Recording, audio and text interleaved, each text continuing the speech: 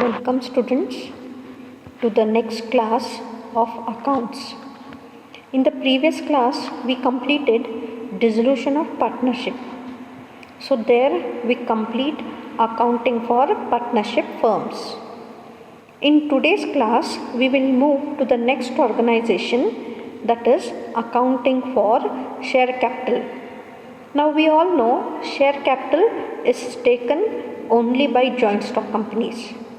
So these joint stock companies, being an artificial person, also have to maintain their books of accounts. So in this topic we are going to see how joint stock companies maintain their accounts when it is raising share capital from the public.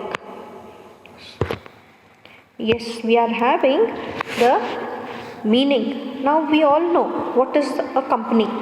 We'll just refresh because we have learned all this in first year business studies.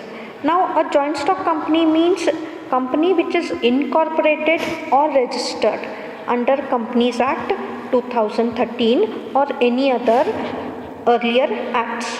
Now if we refer earlier acts, it would say it is a company, is an artificial person which has raised or acquired money from the public for utilizing the business or for starting its business on large scale. So the Company Act 2013 says any company which is registered under a Companies Act which is having its own identification, that type of a company is called as joint stock company. So from this we can just say that it's a body corporate, because almost all joint stock companies, they have to register themselves under Companies Act, which is compulsory. Next, the registration of the companies gives them the status of a legal entity. That means they become a separate artificial person or a separate person. The owners and the controlling powers are in two different hands. Next, liability, limited liability. Now when we invest in joint stock companies, to the extent of our investment only we are having the liability, because company is maintaining its own assets. So the personal assets of the shareholders or the owners are not attached to repay the debts of the company. So it is having limited liability. Next, the company is recognized by its official signature, that is the common seal. So whenever you can seal the company's seal, or when we see the company seal, which will be taking it as a signature on behalf of the company. So if the seal is appearing on any document, it shows that it is company's assets or liabilities. Now we are having different types of companies.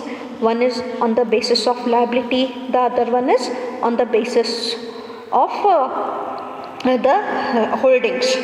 Now on the basis of liabilities we can classify on the this companies limited by shares. Limited by shares means these companies are only having the liability which is limited to the extent of the investment made by the shareholders. Therefore they are called as companies limited by shares. Next, you are having companies limited by guarantee. Now these companies, the shareholders will be given a guaranteed amount. Over and above these guaranteed amount, the shareholders will not be asked. The guarantee is to the extent of unpaid amount. The guarantee amount can be received. And unlimited companies at present we do not have. In such unlimited companies, the liability is unlimited. Now on the basis of membership, we are having only two types. One is public company, and the minimum paid up capital of such public company should be not less than 5 lakhs. Minimum paid up should be 5 lakhs. So it should be 5 lakh and above. If the company has its paid up capital, then I treat it as a public company. And private company. So if it is a private company, the paid up capital must be equal or it should not exceed 1 lakh. So it's a private company, and private company will use the word private limited in front of its name. So these are private companies and public companies. So we are having public and private. Now coming to the share capital. Now in short, if I say what is share capital is amount that is collected by the company from the public or shareholders. So whatever amount is collected from the public to run the company, it is treated as share capital. So you are having different types of shares. One is authorized capital. This authorized capital is the maximum capital that a company can raise from the public. It is also called as nominal capital or registered capital, and such capital is stated in memorandum of association in the capital clause. So this is called as authorized capital because companies cannot raise any additional capital over and above this particular. If for example, if I take the capital of company X is authorized up to 25 crores. So 25 crores becomes the maximum amount that company can collect from the public. It cannot collect more than 25 crores. Now coming to issued capital. Now issued capital is a part of this authorized capital. Now companies will raise such capital as and when they are in need of money. So the amount which is given to the public for subscription, that is called as issued capital. So it's a part of authorized capital. Now coming to subscribed capital. Now subscribed capital is a part of issued capital. Now this subscribed capital is the capital which is taken up by the public, where the public has applied for the shares and are ready to contribute for the shares. Such capital is called as subscribed capital. Next we are having called up capital. Now in called up capital, it is a part of subscribed capital. Now the company calls the money on the shares which they have raised from the public as and when the amount is required. Now for example, if the company has collected 100 rupees on per share, that whole 100 rupees will not be collected in one installment. It will be collected as per the requirement of the company. That's why it is a part of subscribed capital, and whatever amount is called by the company on its shares is called as called up capital. Now paid up capital is a part of called up capital. It is the amount that the shareholders have paid towards their shareholdings. Now coming to the meaning of shares, we have seen what is the capital. What is share capital we have seen. Then what is the meaning of shares? Now in short, if I say share is a share in the share capital of the company having a definite value.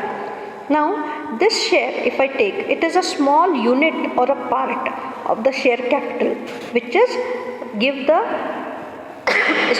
which gives the ownership of in the company. The public, whoever invests in shares, they are treated as owners of the company, and this share is a small unit and it is having a particular or a definite face value on it. So we can say it is a fraction part of the share capital and forms the basis of ownership, or it is a small unit having a definite value in the share capital of the company.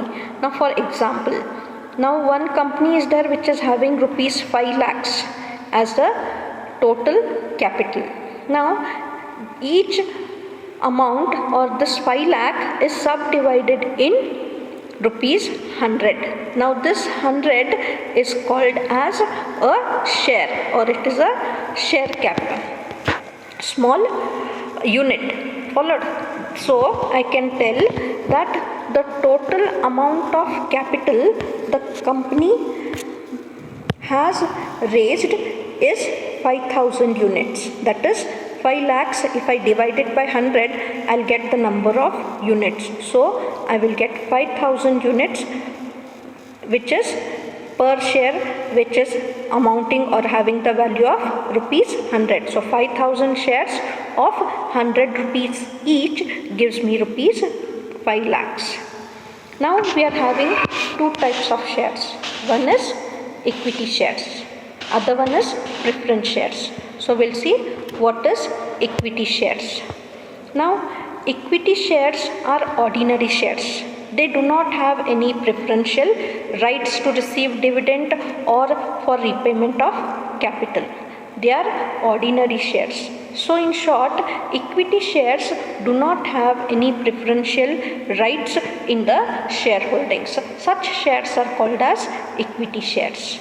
Now we are having the second class of shares, that is the preference shares. Now these preference shares, they are carrying the preferential rights over the equity shareholders in respect of dividend that has to be paid. So preference shareholders have two preferential rights. One is to receive dividend, the other one is to receive repayment of capital in the time if the company is liquidated. Both these are done prior to the equity shareholders. That's why of these preferential rights, they are called as preference shares.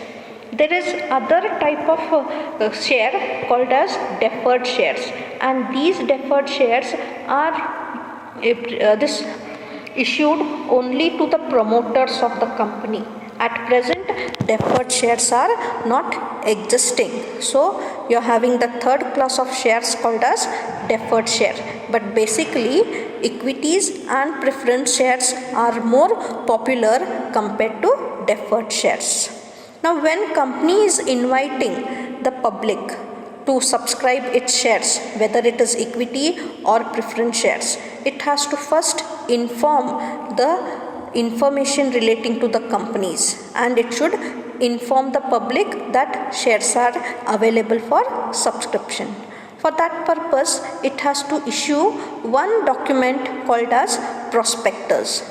Now prospectus is an invitation given to the public to purchase or subscribe its shares, and this prospectus gives us full information of what the company is, where it is located, what are its objectives, what is the maximum capital. All the information relating to the company is given in such prospectus. Now when company is issuing its share, it can be issued at par or at premium. Now even at discount, companies may issue in some cases, but most of the time they issue either at par or premium. So what is shares issued at par?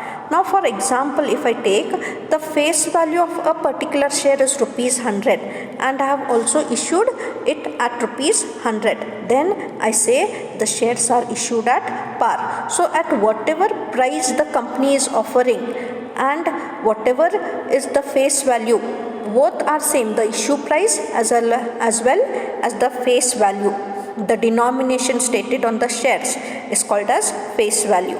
So both, if they are equal, I will say it is issued at par. So we'll say when the issue price of the same of a share is similar or equal to the face or nominal value, it is called as shares issued at par. Now coming to shares issued at premium. So now if the company's face value, that is the value or denomination given to the share, is 100, but when I am selling or issuing to the public, I say it is for 120. So the face value is less and issue price is more. So when issue price is more than the face value, we call it shares issued at premium. The extra amount collected over and above the face value is called as premium. So premium is calculated as issue price minus face price or face value. So this is the formula to calculate premium.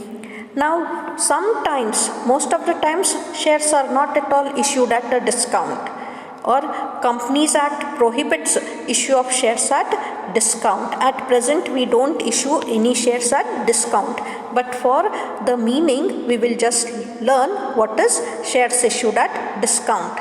So when the issue price is lower than the face value, it is called as shares are issued at discount. Now for example, if the face value of share is 100 but it is issued at rupees 80, then the difference of 20 is treated as discount. So face value is more, issue price is less, it is discount. Face value is less, issue price is more, it is treated as premium. Next, coming to the meaning of some important terms which we come across when we are recording journal entries. The first is share application. So what is share application? That means at the time of applying for the shares issued, company will be receiving certain money.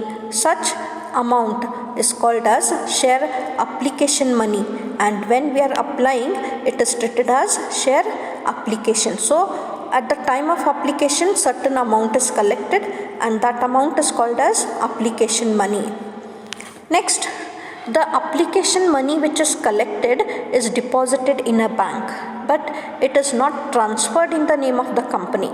So when we are transferring in the name of company, we have to transfer it. So application money has to be transferred in the name of the company, that is called as capital. So it becomes application money is converted into capital. So once if it is converted into capital, you have to allot the shares. So how I am going to convert it? By allotting the shares. So allotment means distribution of shares or transferring the capital amount in the name of the shareholders or the public who have subscribed the shares. So allotment, it is nothing but the process of transferring the shares in the name of the applicants and money received on such allotment. So when allotment is made, that time also company is going to collect certain amount. So amount collected on allotment is called allotment money.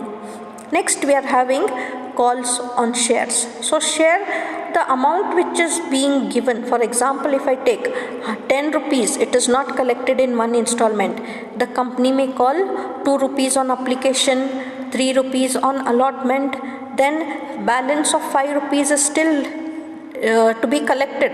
That 5 rupees is collected whenever the company feels like to call. So that amount which is called on the shares from its shareholders is called as share call money. So what is share call?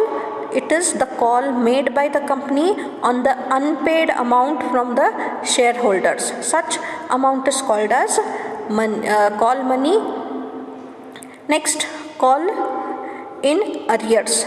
Now when company makes a call, sometimes shareholders fail to pay the call amount. So any amount which is not paid by the shareholders on the calls made by the company is treated as calls in arrears.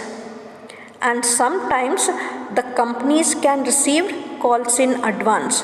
Now if any shareholders come to know that the shares are allotted in his name, then at the time of allotment or on a future date, he can pay the whole amount to the company in advance. So whatever advance is received before making the calls, then it is treated as calls in advance.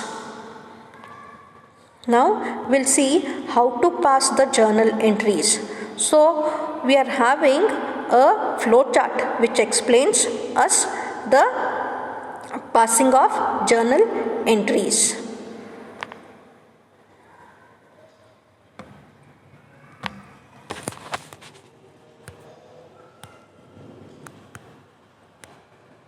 Yes, we are having the bank account. Whenever the application is received by the company, the amount is to be deposited with the bank. So bank is the receiver. So you are having bank account which is debited. Then we are having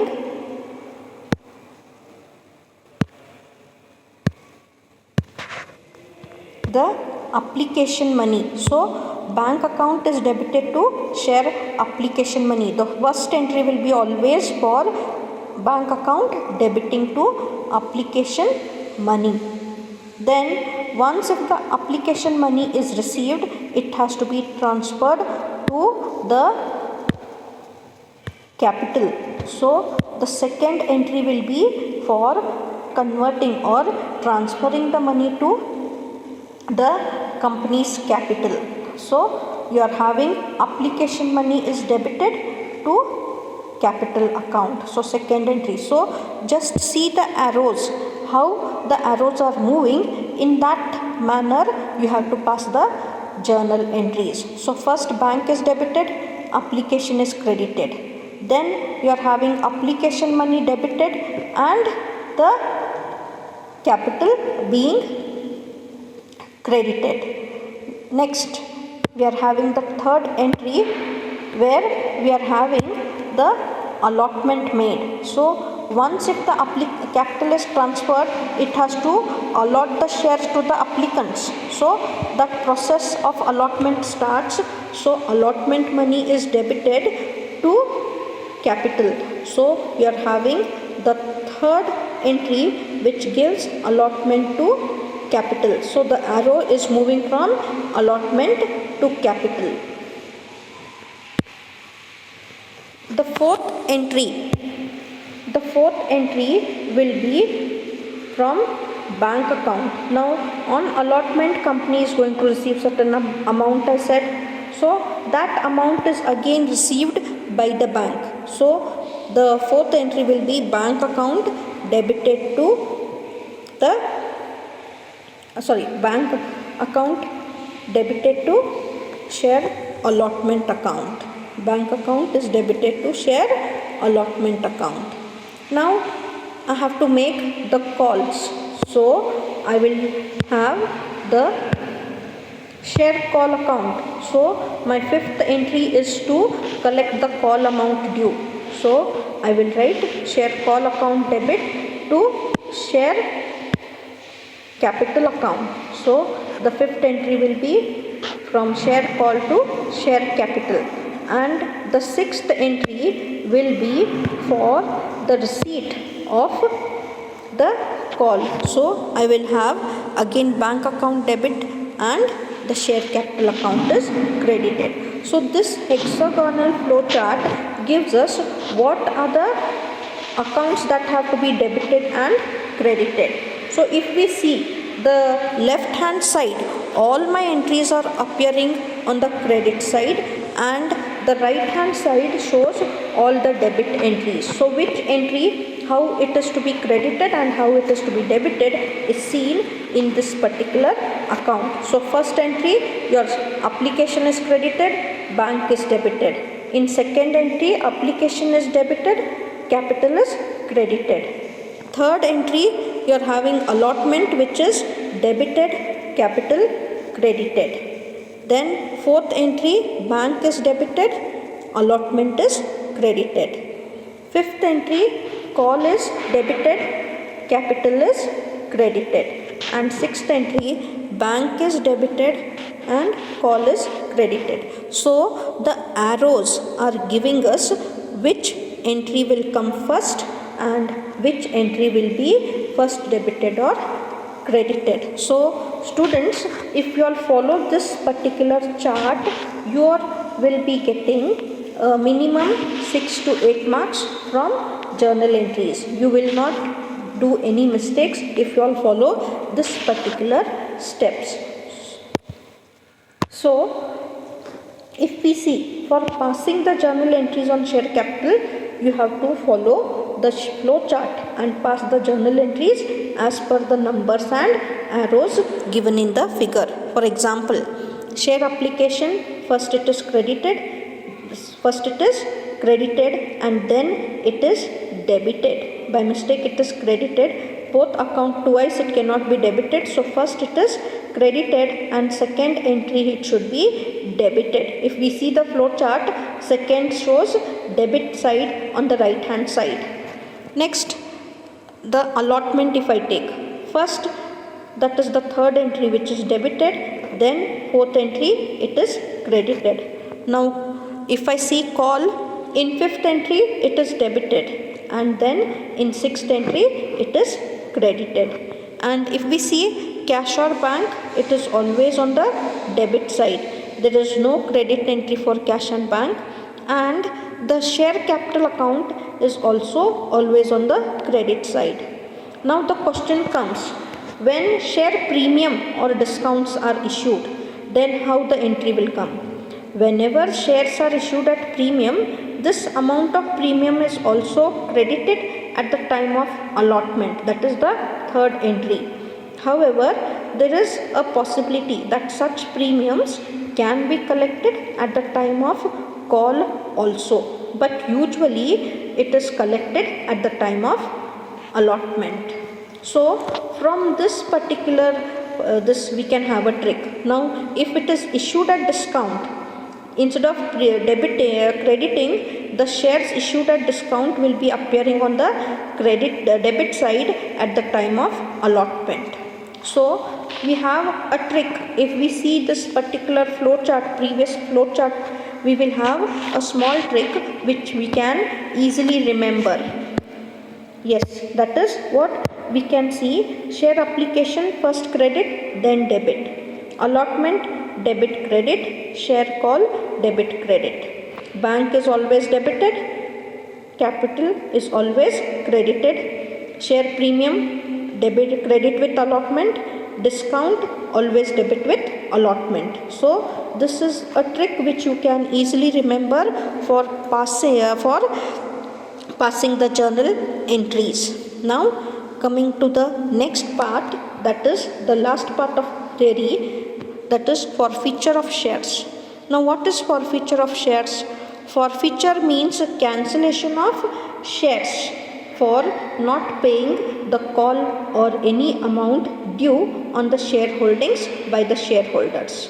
So whenever shareholders fail to pay the amount called by the company, the directors have the right to cancel their shares.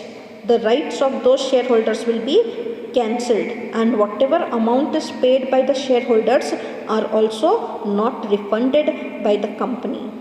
So such shares which are cancelled can also be reissued by the directors either at par, premium or discount. Now we'll see what is the forfeitures. Now forfeited shares can be reissued, I said. So what journal entries they pass for cancelling of the shares and what journal entries will be for reissue of shares. So when shares are cancelled, only for the first time the cancellation is to be effected. That's why share capital is taken on the debit side. So when the shares are cancelled, I will take the cancelled share. Only the number of cancelled shares have to be taken and multiplied by the face value of the share so that I can get the amount. Next, the second one, I have to credit it to the unpaid call shares, so to the unpaid amount. So the cancelled shares into the amount will give me the unpaid amount. Now the difference between the debit and the credit will give me the total amount of forfeited shares. Followed? Or you can calculate by the formula cancelled share into the paid up value on application and allotment. So this is what we are having for cancellation of the shares. Now the next journal entry gives us how to reissue what is the journal entry for reissue? So whenever I reissue these shares, a new shareholder is likely to pay cash or bank. So cash is increasing, it is appearing on the debit side. That is cancelled shares into the rate at which the shares are issued. Next, I will debit forfeited shares. Now why the amount is for this? Why the shares or why cash is received? Because we have certain cancelled shares. So cancelled shares for forfeited shares will be debited to the share capital. So now this share capital will be again cancelled shares into the face value. Now there will be a difference between the face value and the reissued price. So whatever is the difference, that will be taken as a discount for the forfeited shares. So it is the difference between the debit and credit total, or it is the amount that is being paid on the face value and the reissued price. That difference has to be taken here. Now, if we see, the debit side will be usually less and the credit side of forfeited shares will be more in case of cancellation. So now if there is a capital profit, it has to be transferred to a separate reserve called as capital reserve, because it's a capital profit.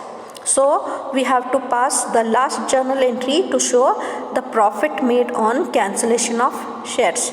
That will be forfeited shares account debit to capital reserve. Now if the shares are issued at premium at the time of reissue, then I may have certain capital loss also. So whenever there is a capital loss, the last entry will be reversed. So here we have completed the theoretical part of our topic. Next class we'll start with the problems. Till then, thank you.